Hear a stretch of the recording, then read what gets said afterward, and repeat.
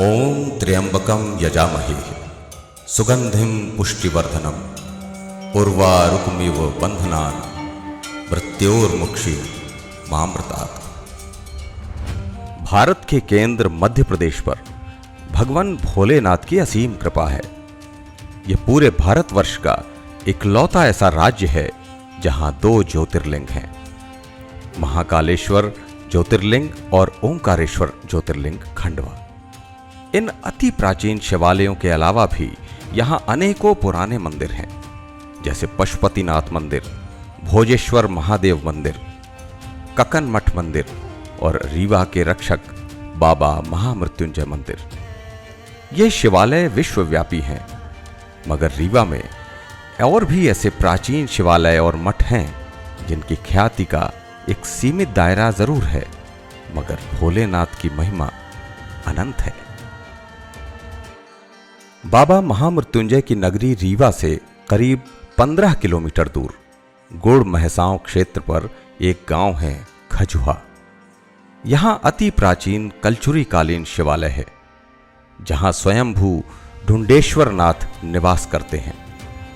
ऐसी मान्यता है कि बाबा ढुंडेश्वर नाथ के दर्शन मात्र से भक्त के सारे कष्ट दूर हो जाते हैं। यह शिवालय भले ही अपने मूल अस्तित्व में आज नहीं है, लेकिन इस मंदिर की बुनियाद आज भी मौजूद है।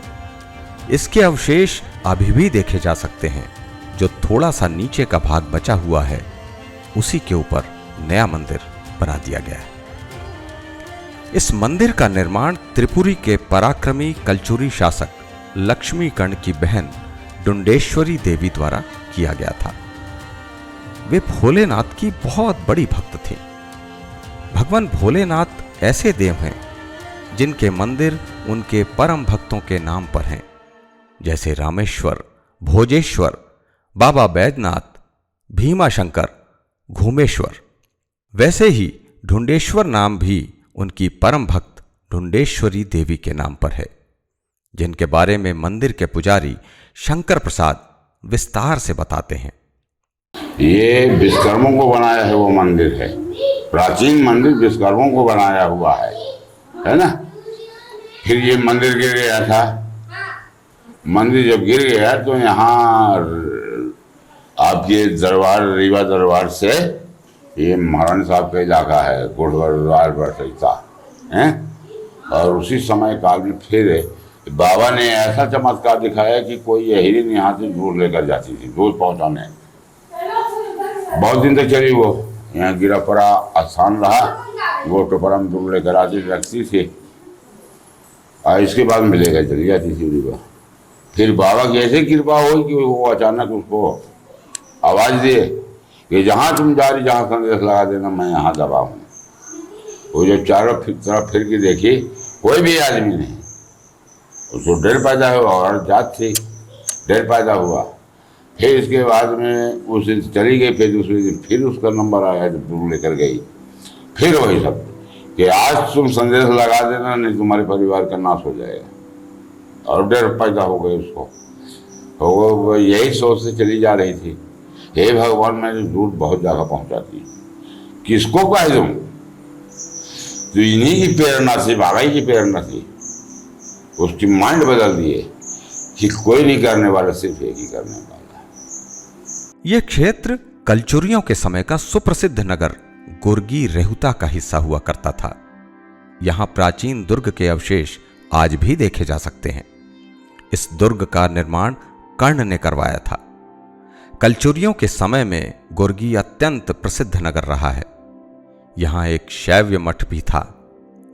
कलचुरी शैव्य थे। काशी के सुप्रसिद्ध विश्वेश्वर मंदिर का पुनर्निर्माण और काशी को शैव तीर्थ बनाने का श्रेय भी इन्हीं है वंशी क्षत्रियों को जाता है। गुर्गी में कई कलचुरी नरेशों के अभिलेख भी प्राप्त होते हैं, जो छतरपुर के धुबेला स्थित महाराज छत्रसाल के संग्रहालय में आज भी रखे हुए हैं। कनिंघम ने गुर्गी की यात्रा की थी और इस मंदिर को देखा था, जिसका जिक्र उन्होंने report of a tour in Bundelkhand and Rewa में किया भी है। नए मंदिर का निर्माण इन्हीं कलचुरियों के वंशज डिहिया के ठाकुर स्वर्गीय नन्हे सिंह जी ने कुछ वर्ष पहले ही करवाया था, लेकिन सच में यह कभी बहुत भव्य मंदिर रहा होगा। कलचुरी कालीन स्थापत्य का वैभव उनके निकटतम प्रतिद्वंदी और पड़ोसी जेजाक भुक्ति के चंदेल शासकों से कमतर नहीं था। इस मंदिर में कलचुरी वास्तुकला आज भी जीवंत है। मंदिर के प्रमुख द्वार में भव्य कलाकृतियां बनी हैं। मंदिर प्रांगण में बहुत सारी प्रस्तर प्रतिमाएं और मूर्तियां यत्र तत्र बिखरी पड़ी हैं, जो मुगल आक्रांता औरंगजेब की नफरत का शिकार हो गई थीं। मुगल आतताइयों की सेना से यह प्राचीन मंदिर भी बच न सका। ये कहते हैं कि पहले जो मतलब ये आपके ये मुगल वो उसमें से ये यहाँ सब फोड़वा देते, हिंदुओं के जितने भी मूर्ति थी सबको तोड़वा देते थे, है ना। इनके पास जब नंबर आया है टांकी लगाने के, तब यहाँ भमर और मछें बर्रवा, इसके अलावा कुछ नहीं निकले। उसी समय काल में मंदिर धस रहा था, उसी समय काल में मंदिर धस गया। मतलब मुगल बाबा तक नहीं पहुंच पाए। आक्रमणकारियों ने इस मंदिर को तोड़ डाला, लेकिन भोलेनाथ को छू भी ना सके। ढुंडेश्वर नाथ मंदिर परिसर में रखी इन मूर्तियों में देव और यक्ष प्रतिमाएं मुख्यतः हैं, जो बेहद खूबसूरत हैं। कुछ अपने मूल अस्तित्व में हैं, तो कईयों को खंडित कर दिया गया और कईयों को चुरा लिया गया। ढुंडेश्वर नाथ के जलाभिषेक के बाद जो पानी बाहर निकलता है, वो एक छोटे से कुंड में आता है, जहां अति प्राचीन तपस्यारत देवी पार्वती की प्रस्तर प्रतिमा है। जल देवी प्रतिमा पर आकर गिरता है।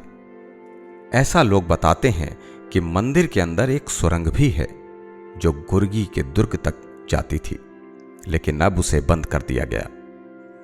मंदिर के बाहर एक छोटी सी बावड़ी और कुंड है, जो उस समय जल आपूर्ति करने के स्रोत रहे होंगे। बावड़ी के कई पत्थरों में डमरू जैसे चित्र बने हैं। पास में राम हर्षणदास कुंज है, जहां सीताराम का मंदिर है। यहां की हर वर्ष होने वाली रामलीला अत्यंत प्रसिद्ध है। साथ में एक संस्कृत विद्यालय भी है, जहां कई बटुक विद्यार्थी आज भी संस्कृत अध्ययन करते हैं। ढुंडेश्वर नाथ शिवालय की महिमा जितनी प्राचीन है, उतनी ही अद्भुत भी। ये केवल रीवा या मध्य प्रदेश की धरोहर नहीं, बल्कि समूचे भारतवर्ष की सांस्कृतिक और आध्यात्मिक पहचान का एक अहम हिस्सा है। ये मंदिर आज भी भक्तों को शिव भक्ति, स्थापत्य, इतिहास और भारतीय विरासत की अद्वितीय झलक देता है। हमारा उद्देश्य है कि ढुंडेश्वर नाथ जैसे गुमनाम लेकिन गौरवशाली शिवालयों की गूंज पूरे भारत ही नहीं, बल्कि पूरी दुनिया तक पहुंचे। शब्द सांची विंध् के इस छोटे से प्रयास का उद्देश्य भी यही है, अपनी माटी, अपनी संस्कृति और अपने इतिहास को दस्तावेज के रूप में संजोना और उसे जन जन तक पहुंचाना। यदि आपको हमारा यह प्रयास सार्थक लगे, तो इसे साझा करिए, ताकि ढुंडेश्वर नाथ की गाथा हर शिव भक्त के हृदय तक पहुंच सके।